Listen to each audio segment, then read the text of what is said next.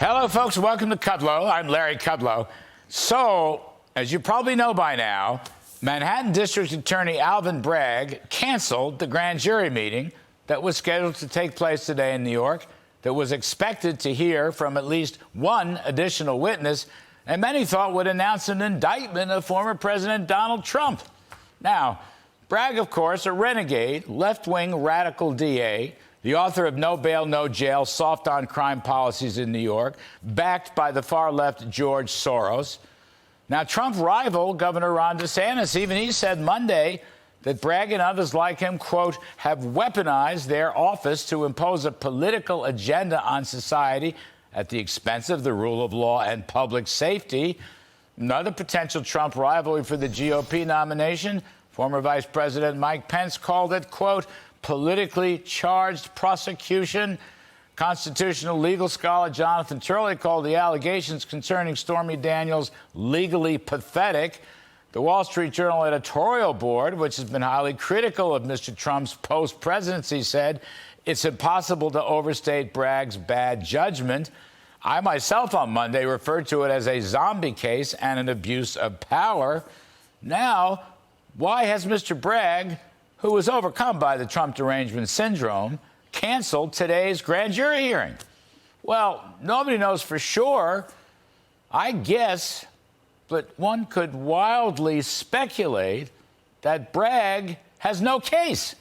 He's in danger of being overruled by his own grand jury. Why? Well, in yesterday's grand jury testimony, lawyer Bob Costello, who used to represent Trump lawyer Michael Cohen, destroyed Cohen's credibility.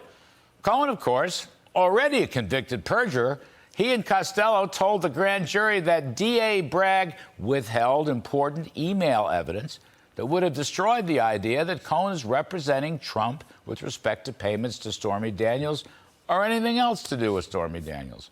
Here's what he told Fox News' Sean Hannity last night. Take a listen.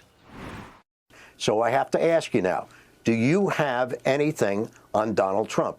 Anything? And he said no. And I said, Michael, think about this. Don't answer it quickly. You said that you were up on the roof, ready to jump. And I'm telling you that there is a way out of this if you have information. It has to be true. What do you have on Donald Trump? And that's when he started with the same litany that he used for the rest of the 2 hours. I swear to God, Bob, I don't have anything on Donald Trump. Well, Bragg put 6 emails into the official record, but actually Costello testified that there were 321 emails.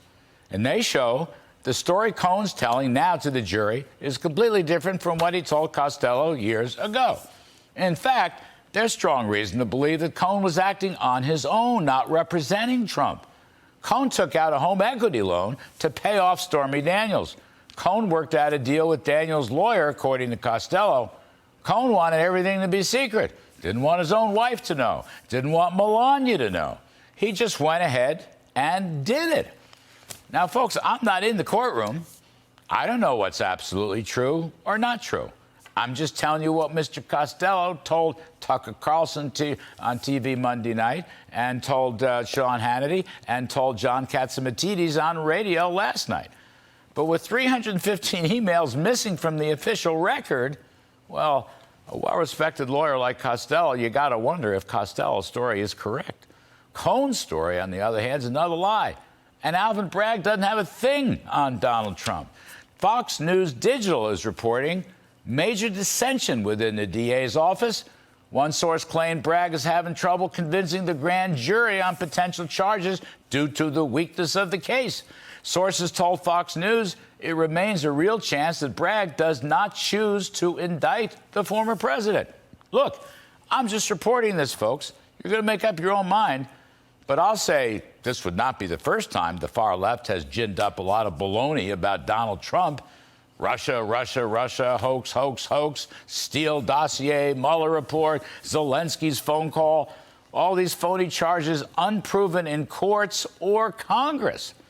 We'll see how this story plays out. I make no conclusions this evening, but I do find it just a wee bit interesting that over the past month or so, Mr. Trump's polls have skyrocketed. Even in recent days, with what may be an Alvin Bragg hoax to indict the former president, Mr. Trump's polls continue to rise. Now, I get it. These are polls, not votes. I'm just reporting. You all will decide. And that's my riff. Now, by the way, the Fed did raise its target rate by 1/4 point. Fed stocks fell. Former Fed Governor Kevin Warsh be here in a little bit, talk about all that. And I'm still worried about Janet Yellen's incredible de facto guarantee of uninsured bank deposits and how that's going to further damage an already weakened U.S. banking system. We'll have Steve Forbes and John Carney on that later in the show.